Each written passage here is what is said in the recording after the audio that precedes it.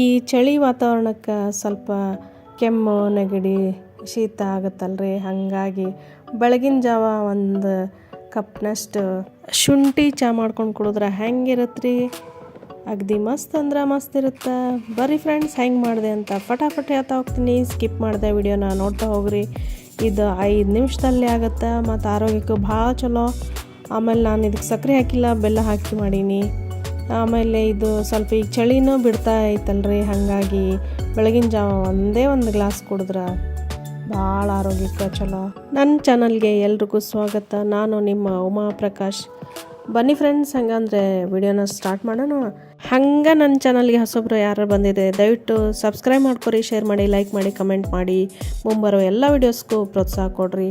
ಇದಕ್ಕೆ ನಾನು ಕಮ್ಮಿ ಪದಾರ್ಥ ಬಳಸಿ ಭಾಳ ಆರೋಗ್ಯಕರ ಶುಂಠಿ ಟೀ ಮಾಡೀನಿ. ಅದಕ್ಕೆ ಬಳಸಿದ್ದು 1 ಇಂಚಿನಷ್ಟು ಶುಂಠಿ, ಒಂದು ಅರ್ಧ ಸ್ಪೂನ್ನಷ್ಟು ಮೆಣಸು, ಒಂದು 4 ರಿಂದ 5 ಲವಂಗ ತೊಗೊಂಡಿನಿ, 1 ಇಂಚಿನಷ್ಟು ಚಕ್ಕೆ ತೊಗೊಂಡಿನಿ, 1 ಏಲಕ್ಕಿ ಬೇಕಂದ್ರೆ ಆಪ್ಷನಲ್ಲ, ನೀವು ಬೇಕಂದ್ರೆ ಹಾಕೋರಿ, ಬೇಡ ಅಂದ್ರೆ ಬಿಡ್ರಿ. ಮತ್ತು ರುಚಿಗೆ ತಕ್ಕಷ್ಟು ಬೆಲ್ಲ ತೊಗೊಂಡಿನಿ. ಈಗ ಚಕ್ಕೆ, ಮೆಣಸು ಕಾಳು ಮತ್ತು ಲವಂಗ, ಏಲಕ್ಕಿ 4 ಕುಟ್ಟಿ ನುಣ್ಣಗೆ ಪುಡಿ ಮಾಡ್ಕೋಬೇಕು. ಶುಂಠಿನ ತುರಿದಿಟ್ಕೋಬೇಕು. ಈಗ ಈ ಎಲ್ಲ ಪದಾರ್ಥಕ್ಕೆ 2 ಟೀ ಗ್ಲಾಸ್ನಷ್ಟು ನೀರು ಕುದಿಯಾಕಿಡ್ತೀನಿ ನಾನು.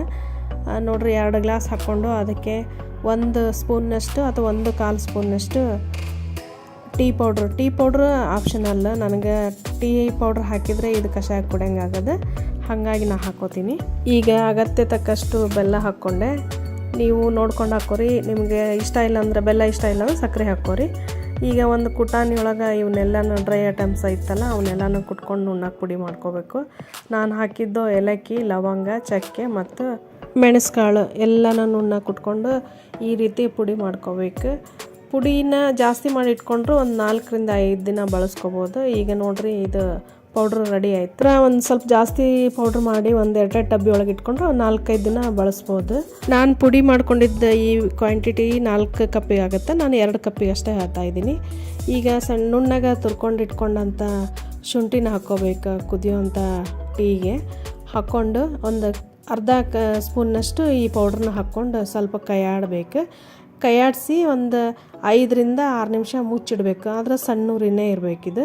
5-6 ನಿಮಿಷ ಒಳಗೆ ಕುದ್ದು ಅದು ಒಂಥರ ಫ್ಲೇವರ್ ಬಿಡುತ್ತೆ. ನೋಡಿರಿ, ಈಗೆಲ್ಲ ನೀಟಾಗಿ ಕುದ್ದು ಈ ಥರ ಗಟ್ಟಿ ಆಗ್ತಾ ಬಂತು. ಸಣ್ಣ ಉರಿನೇ ಇರಬೇಕು, ಜಾಸ್ತಿ ಜೋರು ಉರಿ ಮಾಡ್ಕೋಬೇಡ್ರಿ, ಪೂರ ಸಣ್ಣ ಇರಬೇಕು. ಒಂದು 5-6 ನಿಮಿಷ ಆದಮೇಲೆ ಘಮ ಬರುತ್ತೆ, ಮನೆಯೆಲ್ಲ ಘಮ ಪರಿಮಳ ಬರುತ್ತೆ.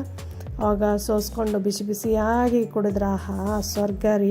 ನೀವು ಒಂದ್ಸಲ ಟ್ರೈ ಮಾಡಿ, ಹಾಗೆ ಕಮೆಂಟ್ ಸೆಕ್ಷನಲ್ಲಿ ಹೆಂಗಾತ ಅಂತ ತಿಳಿಸಿ. ನನ್ನ ವಿಡಿಯೋನ ವೀಕ್ಷಣೆ ಮಾಡಿದ ಎಲ್ಲರಿಗೂ ಧನ್ಯವಾದಗಳು. Thank you.